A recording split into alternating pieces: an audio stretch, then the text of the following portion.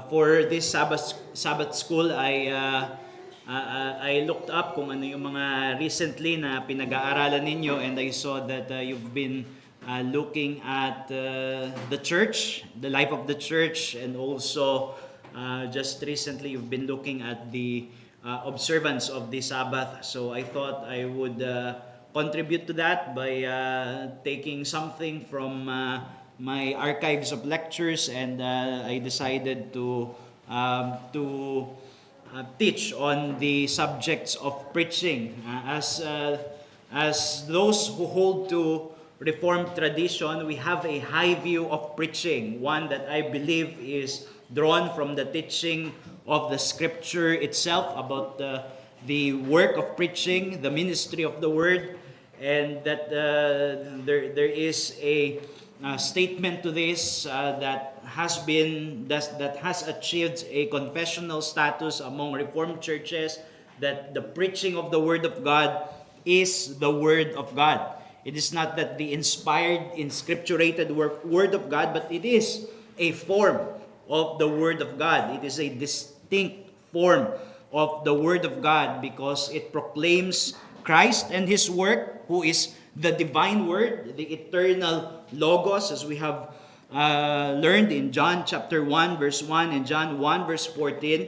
And it is bound to the testimony of the Scriptures, which is the written Word, in the power of the Spirit, and it thus becomes an instrument to accomplish God's purpose of both judgment and salvation, and that is why it is the active Word of God. So in a faithful preaching of the Word of God is both sent forth and truly heard. So that is our view of preaching. It is not only that it is being preached from the Word, which is the Scriptures, but as God empowers the preaching of the Word, a faithful preaching of the Word, it is also the Word of God. It is a distinct form of the Word of God. Sam Chan has observed in his book, Preaching as the Preached Word, he said, the source of the preached Word is the human preacher sent by God to represent God and speak on God's behalf. The content of the preached Word is the Christocentric message of the gospel to which the term the Word refers. The gospel is also inscripturated as the written Word, which testifies to Christ, and thus the preached Word is to conform to the written Word. The purpose of the preached Word is to achieve God's purposes of salvation and building up the church, and that is achieved by the hidden, illuminating work of the Holy Spirit in conjunction with human preaching. So when there is a faithful preaching of the Word, we are hearing nothing less than a distinct form of God's speech. God Himself speaking through the preached Word. What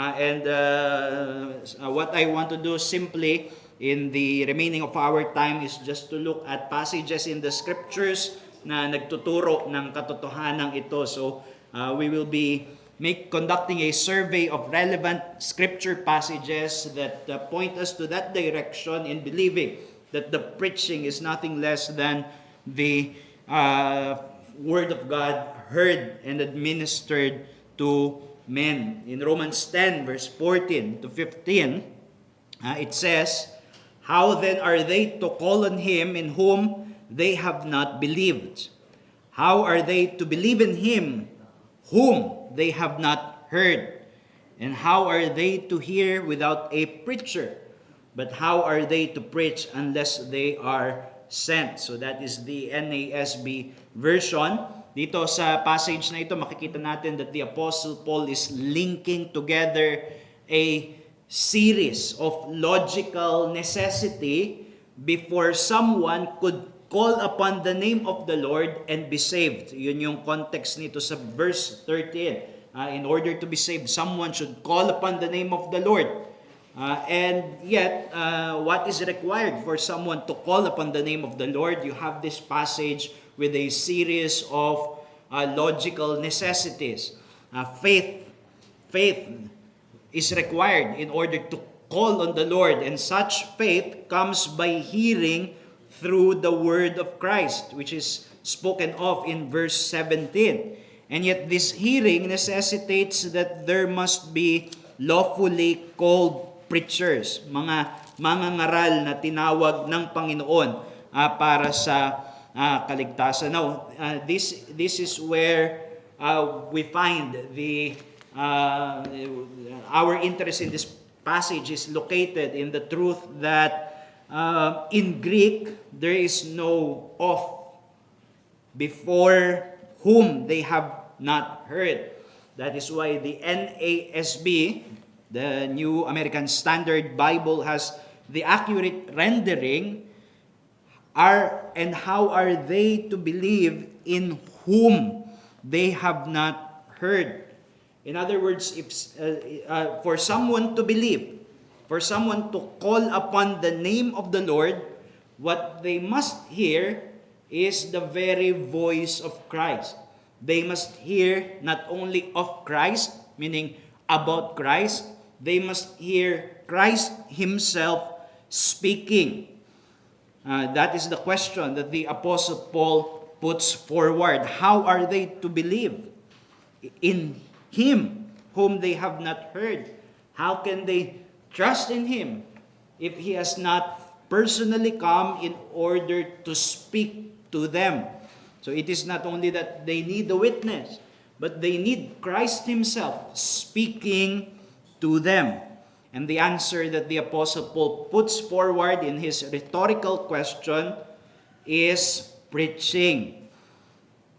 How are they to believe in him in him whom they have not heard, and how are they to hear without a preacher? So from that, makikita natin na sinasabi dito ni Apostle Paul that having a preacher is the answer to that dilemma, that Christ's being heard is the prerequisite or the precondition of faith. And therefore, we can learn from here the truth that through the preaching of lawfully sent ministers, Christ is truly heard. It is not only the voice of the preacher that is heard in the faithful preaching of the word, it is Christ himself who is speaking. And you see, this understanding of the text fits the context better. Tignan ninyo sa verses 6 to 7, which was earlier. Sabi dyan, but the righteousness based on faith says, do not say in your heart, who will ascend into heaven? That is to bring Christ down. Or who will descend into the abyss? That is to bring Christ up from the dead. But what does it say? The word is near you, in your mouth and in your heart. That is the word of faith that we proclaim. So, dun sa verses 6 to 7, ang dilemma is, sino ang maglalapit kay Jesus? If He is in heaven, at sino ang magdadala sa Kanya near us? And the answer that was given is, the word is near you. Meaning, paano mailalapit si Kristo sa mga makasalanan? The answer is, the word is near you. So the word being administered is Christ being made near to the people. The answer that is given is through the proclamation of the word, in verse 8. So, pagdating sa verses 14 to 15, then, it presents the same theme. That when the gospel word is made near by the proclamation of the gospel, Christ himself is made near. And he is near because he himself is speaking. He himself is heard through the preaching of the word. The same truth is found in 2 Corinthians 4 verse 1 to 5. Sabi dyan, therefore, having this ministry by the mercy of God, we do not lose heart. For what we proclaim is not ourselves, but Jesus Christ as Lord, with ourselves as your servant for Jesus' sake. For God who said, let light shine out of darkness, has shown in our hearts to give the light of the knowledge of the glory of God in the face of Jesus Christ.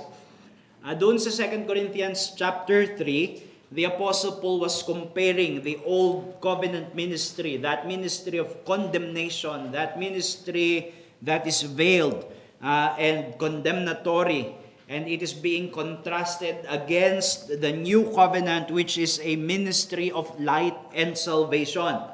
And here now in chapter 4, Paul anticipates an objection. Sinasabi niya, kung yung new covenant ministry pala is a ministry of light, liberty, and salvation, and eternal life, why is it that some people, after hearing the preached word of God, would not come to the light? They would not be liberated. If it is the old covenant that is veiled because of unbelief, why is it that when people hear the proclamation of the new covenant, of Christ, of His salvation, why is it that to others they are still veiled and it is still obscured for them? At sinasabi dito ni Apostle Paul that is to be attributed hindi doon sa preaching ng mga apostles ng salita ng Diyos. They were making it plain. They were not making obscure the Word of God. It is clear. Maybe hindi siya totoo sa lahat ng mga preachers. I heard of something na yung isang preacher, malinaw naman yung text, but after he preached, malabo na yung text. So, well, that could happen.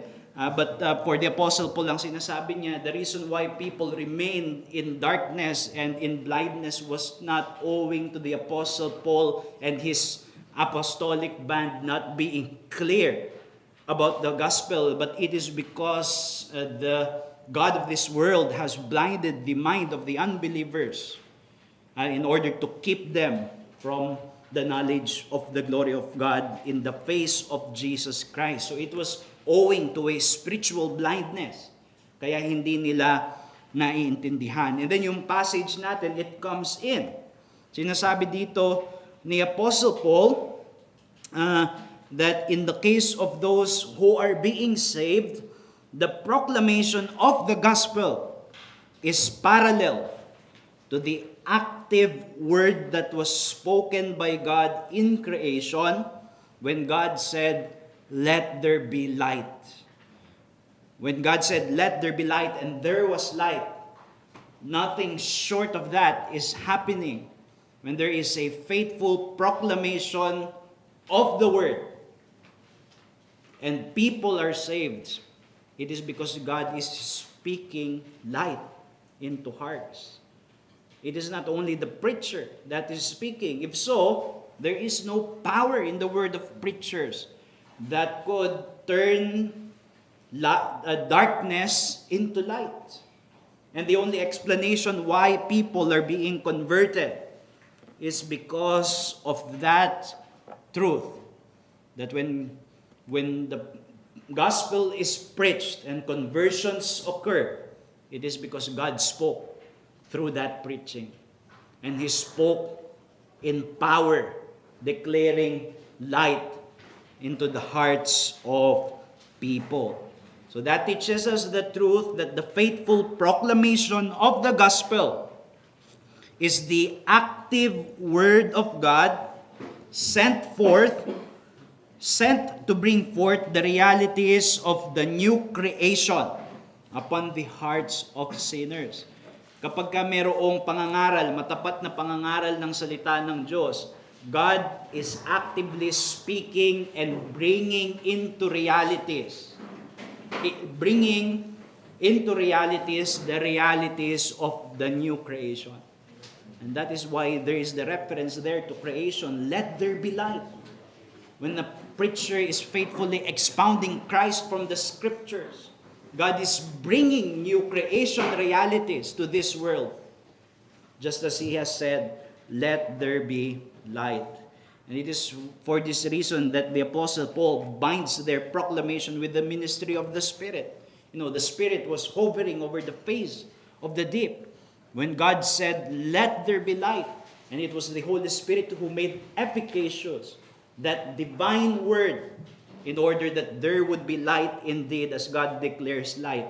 And in the same way, when the preacher preaches the gospel faithfully, it is the Holy Spirit who comes in power in order that it would be the active Word of God declaring light into darkness. So whenever the Word is preached in the Spirit, the new creation disrupts the patterns of this fallen creation.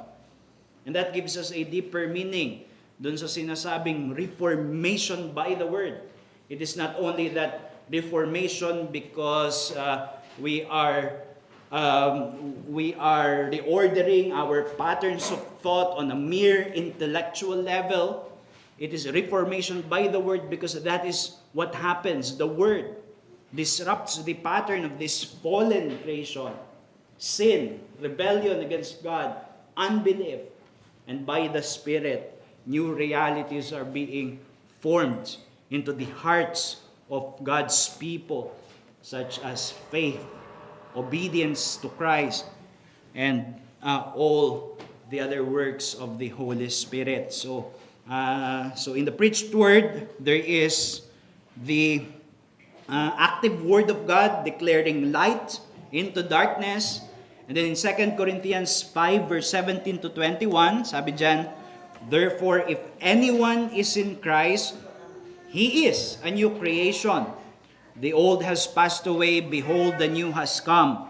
All this is from God, who through Christ reconciled us to himself and gave us the ministry of reconciliation.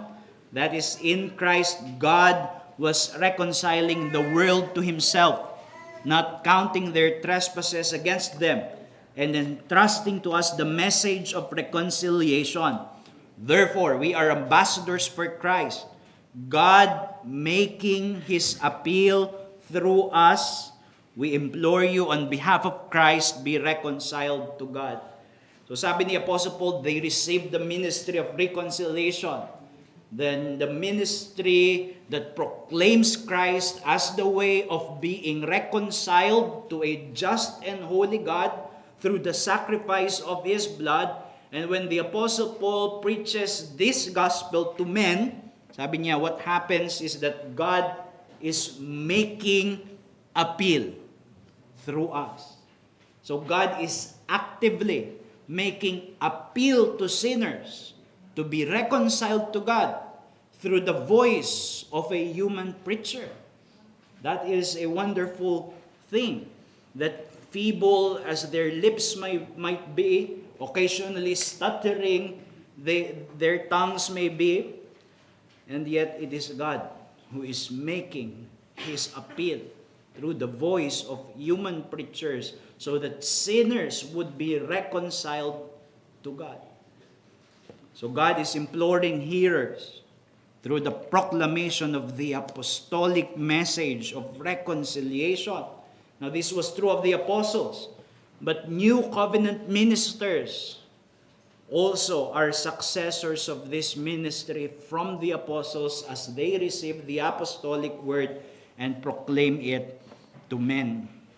And another passage is 1 Corinthians 1 verse 18 and the following verses. 1 Corinthians 1 verse 18 and the following verses.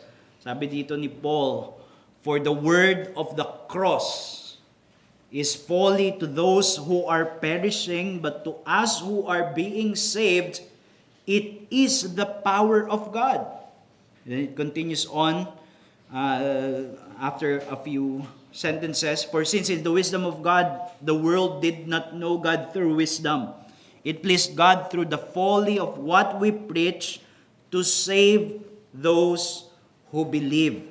So sabi niya dito, yung word of the cross, the message of the gospel.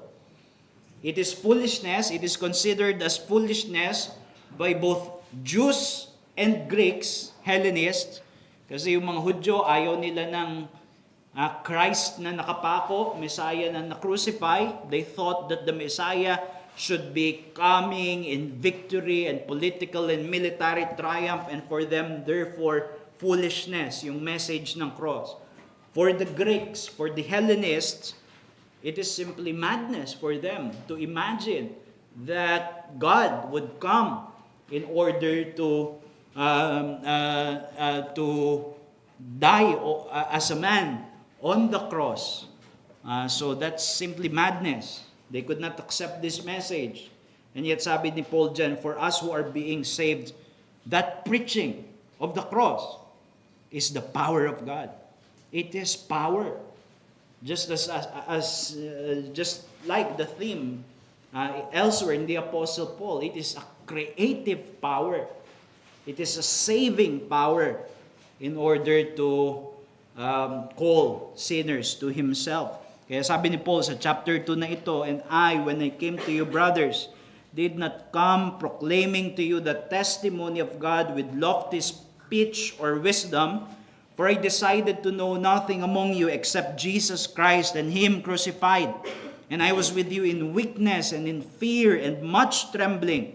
And my speech and my message were not in plausible words of wisdom, but in demonstration of the Spirit and power, so that your faith might not rest in the wisdom of men, but in the power of God. Sa panahon ni Apostle Paul, meron dong mga orators na tinatawag, yung mga orators na ito, ang tawag sa kanila ay yung mga sophists. Para sa kanila, yung value ng truthfulness ng isang speech ay nakadepende doon sa oratory and rhetorical skills ng isang mangangaral. And they would judge it not by their truthfulness, but by the beauty and pleasantness of how it was delivered. Ang tawag sa kanila ay yung mga sophists. And when the apostle, and that is a celebrated entertainment and culture in Corinth, but when Paul came in Corinth, he deliberately rejected those methods. It is not that masama yung rhetoric. In fact, even in this passage, the Apostle Paul was using rhetoric. Sabi niya, for the foolishness of man is greater than, for the wisdom of man is greater than the foolishness of God. Of course, God has no foolishness. It is a rhetorical way of speaking. And yet sinabi niya na pinili niya to speak simply and plainly so that the faith of the believers, of the Corinthians, if they believe, they would not attribute it to men's skills. Rather, they would say that it is the Spirit who was at work through the weakness and foolishness of the message of the cross. For in it is power of God and wisdom of God. So the humble means of gospel preaching is God's active work to bring salvation to those who believe, as it is accompanied by the efficacious ministry of the Holy Spirit. So, yun yung katotohanan na makikita dyan. And then another passage is Ephesians 4 verse 20 to 21. I have referred to this earlier in the sermon. Sinabi doon ni Apostle Paul, but you did not learn Christ in this way, if indeed you have heard Him and have been taught in Him, as truth is in Jesus, in the NKJV, and have been taught by Him, as the truth is in Jesus. So sinasabi dito ni Apostle Paul na yung mga taga-Ephesians, hindi na sila dapat mamuhay just as their old pagan and Gentile ways, living in immorality. And he presents that based on this assumption. If indeed you have heard Him and have been taught by Him. Of course, we know from the Gospels that Jesus never went far outside Palestine. He never visited Ephesus as a city. The believers there came about as a result or by the instrumentality of the Apostle Paul preaching to them the message of the kingdom, the message of the gospel, and they were saved.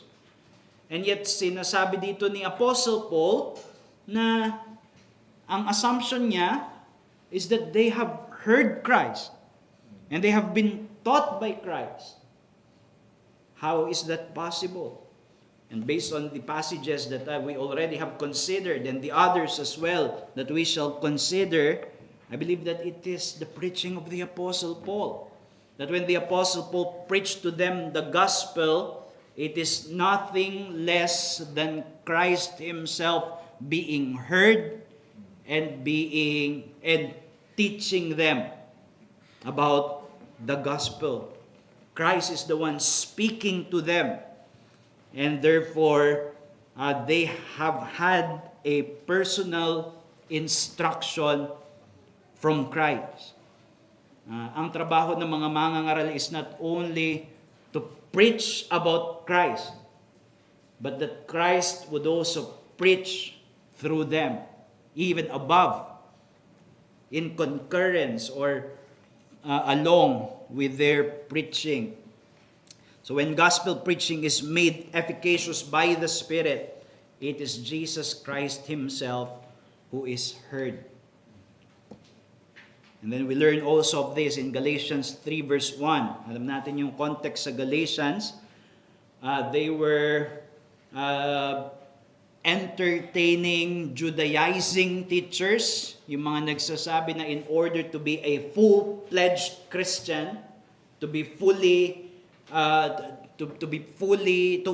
enter the covenant community, they must first live like Jews.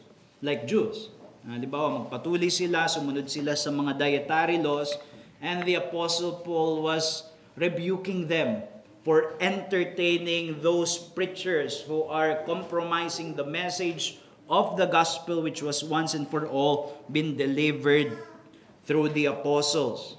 At nirebuke niya sila sa Galatians 3 verse 1 because for him it is nothing less than a return to a work or merit-based salvation. Sabi niya, "O foolish Galatians, who has bewitched you?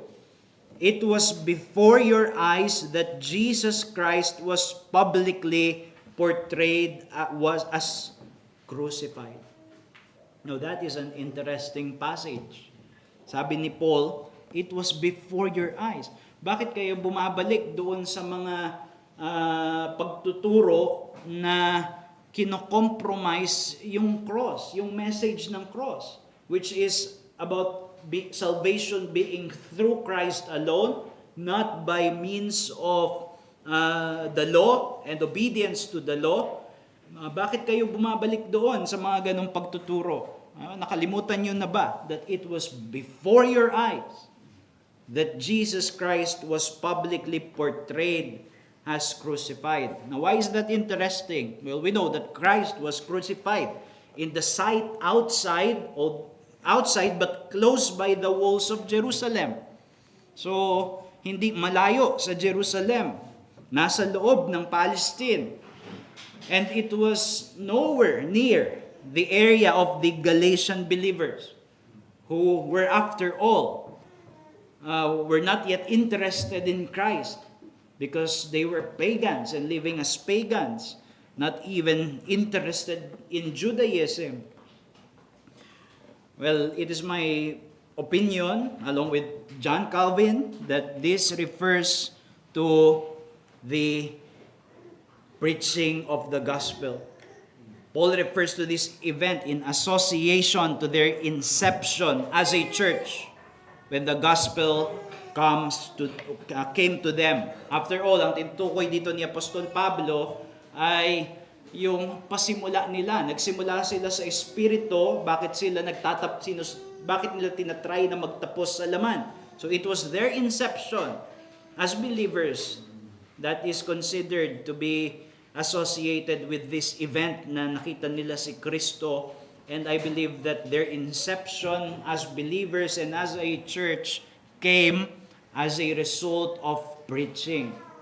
That in the preaching of the word, Christ is being publicly portrayed as crucified.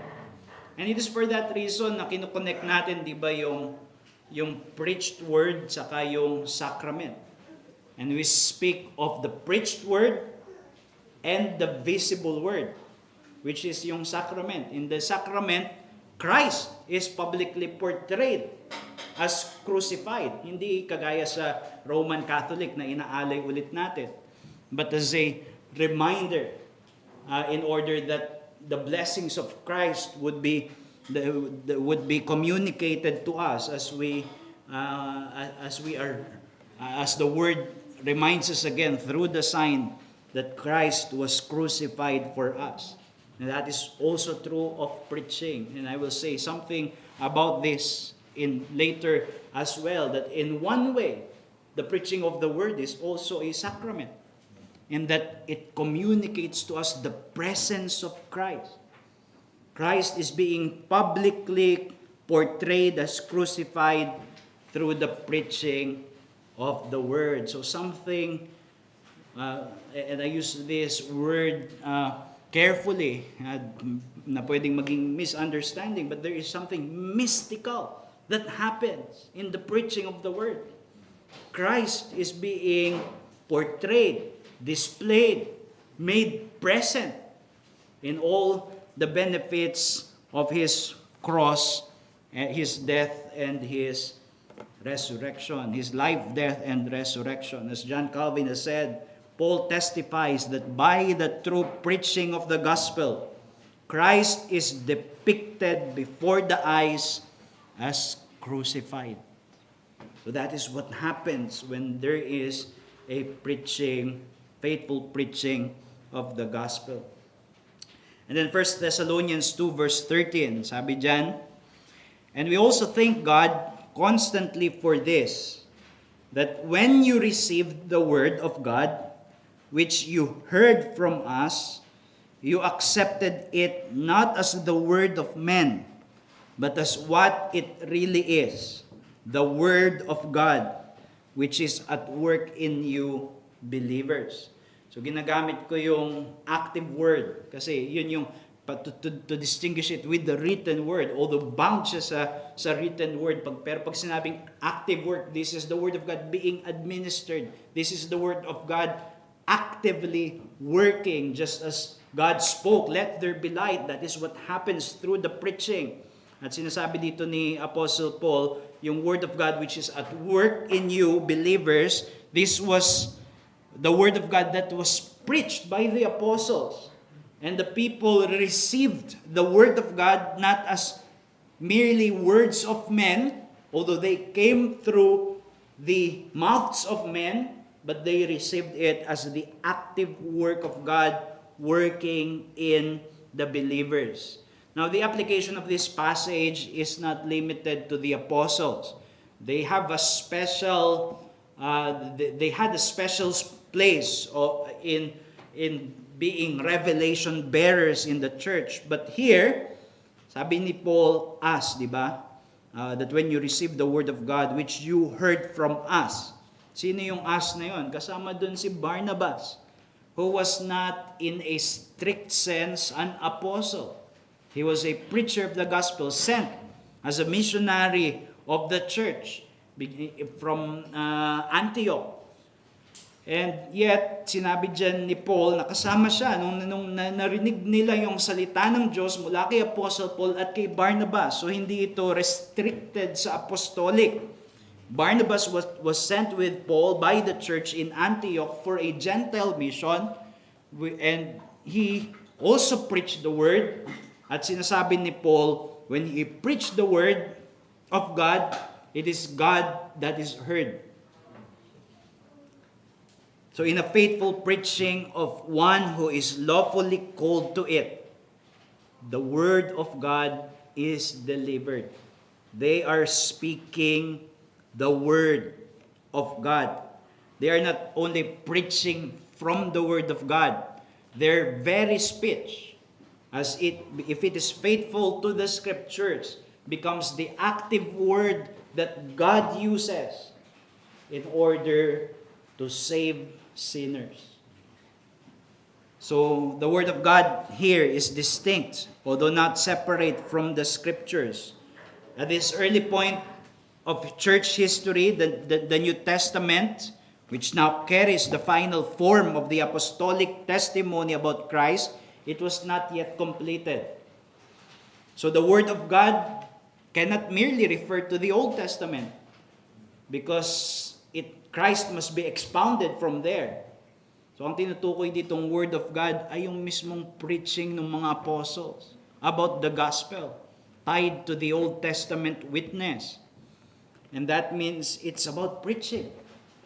They preached the Word of God, and men received it as such. So when the gospel message is faithfully proclaimed, what comes to the hearers is a presently spoken word of God. Presently spoken word of God. And the Holy Spirit accompanies the preaching to accomplish the elective and sanctifying purposes of God upon hearers. Kaya sinabi dyan ni Paul in the same epistle, in chapter 1, verse 4, "For we know, brothers, loved by God, that He has chosen you because our gospel came to you not only in word, but also in power and in the Holy Spirit and with full conviction."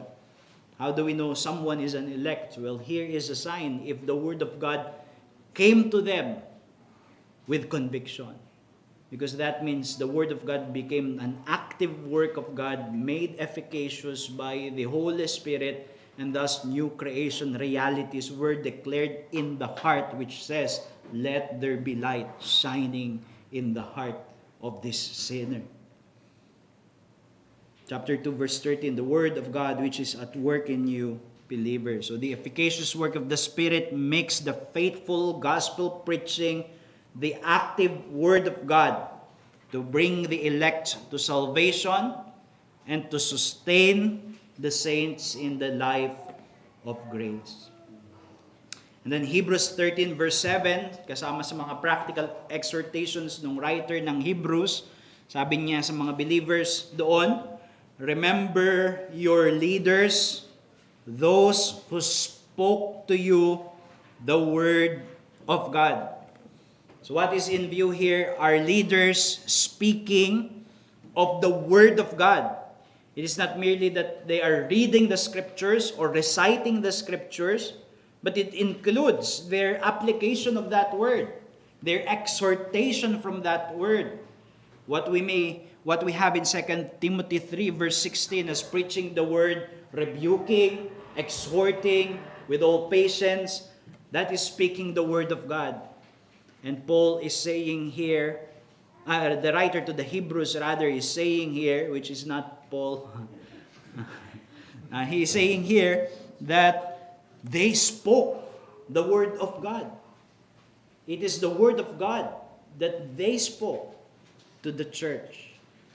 So it is not only that they expounded the Word of God, but their very mouth declared the Word of God. It is for this reason that the Puritans called the act of preaching as an act of prophesying. Certainly, it is not prophesying in the sense that there is a new revelation being placed in the mouth of preachers so that they can give new revelations, but that they are administering the written word afresh for the people, and by doing so, their preaching becomes a distinct form of the Word of God, which God uses for the accomplishment of His saving and sanctifying purposes. 1 Peter 1 verse 23 to 25, "Since you have been born again, not of perishable seed, but of imperishable, through the living and abiding Word of God. But the word of the Lord remains forever. And this word is the good news that was preached to you." So sabi dyan, we are born again. We were converted, made to be renewed by the Spirit. How? Through the living and abiding Word of God, and he identifies that Word of God as the word preached. This is the good news that was preached to you. The preached word is the Word of God that abides forever in the heart of the regenerate.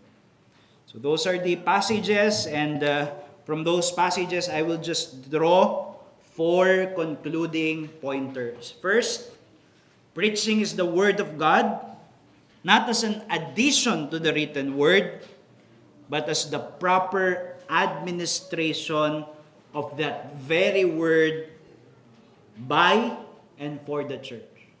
So, pag sinabi natin, pagka inulit natin yung confession na iyon among mga Reformed, that the preaching of the Word of God is the Word of God. Hindi natin sinasabi na yung preaching ay inspired, infallible, inerrant, just as alongside the Scriptures. Ang sinasabi natin is that the preaching, faithful preaching, is an administration. It administers the Word of God, and therefore it becomes a distinct form of the Word of God.